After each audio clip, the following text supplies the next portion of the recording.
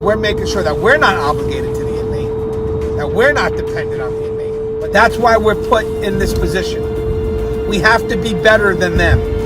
Because if we don't respect ourselves, we can't expect the public to. How you guys doing today? It's Anthony Ganji, host of Tier Talk. I got a great question sent my way from one of our subscribers. It's a question about how to deal with inmate disrespect, especially if the disrespect seems to get out of control.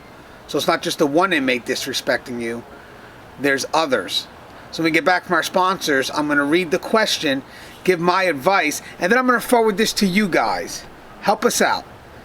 What would you do in this scenario I'm going to present to you when we come back from our sponsors? By the way, guys, Tier Talk's a show for you brave men and women that work in corrections. So if you haven't, please subscribe, interact, engage, comment, hit that bell. The bell's going to notify you every time I post up a video. I stand by for our sponsors. I wanted to attend a university that had an intelligence program. I wanted to look at problems different. I wanted to increase my critical thinking abilities. AMU offered those avenues to expand. Obtaining your degree as an adult, you're actually paying yourself and investing in yourself. You can't put a dollar on it, it's priceless. It's something that can never be taken away from you. American Military University. Learn from the leader. Thank you guys for listening to my sponsors. Guys, I got Tier Talk mugs. They run about $25 a piece. This helps me pay for shipping when I give away the prizes. So if you guys are interested, let me know and we'll figure out a way I can send these mugs to you. We have a great question here about disrespect. How do we handle disrespect? Because we're told to have tougher skin, but then there's a point where that disrespect is starting to question your ability to run that unit. And I feel that this is where the conflict is in this question here. So here's the question. I really like your videos, and they're usually informative for someone that just started to work in a county jail. My question would be how you would address the situation, because I'm not sure if my way is the right way.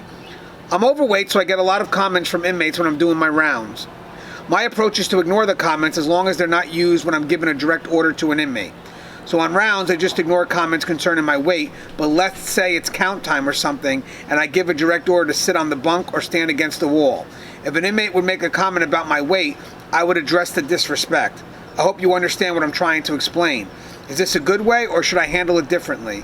My thinking about this is that if I react every time I'm doing a round, then I never get done, and they see that there's a way to get to me. For me, the comments are nothing that concern me.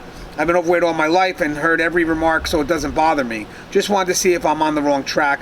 Thanks for your answer and keep up the great channel. This is a great question because this question goes more beyond the disrespect.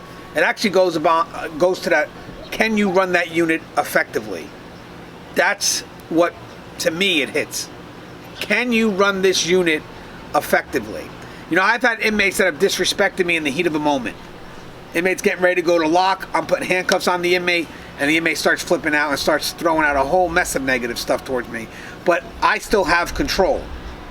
So at that point, it's kind of going in one ear, out the other, because the fact that I'm putting handcuffs on the inmate still shows that I have that sense of control. And again, that's usually during something emergent. It's not really during a routine.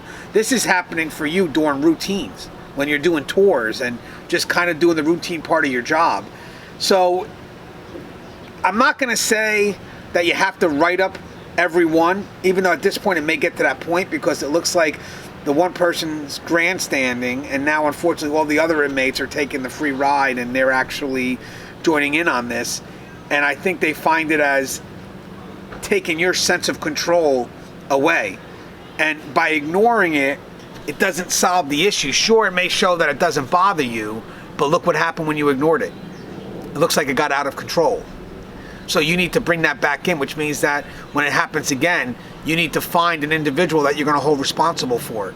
And even if it's the wrong one, it happens, they'll point to the right one, or they'll go to lock, and it still shows that you're not tolerating this type of action. But again, it may mean that you have to be creative when you're writing it. It may have to be that it goes beyond just that obscene language. You know, as you're doing your tour, you're still doing your job. Doing a tour is still part of your job, no different than giving a direct order to an inmate. So it's messing with you doing your routine work that must be done for safety and security. So it sort of goes into conduct which disrupts. You know, that doesn't always have to be a mass movement.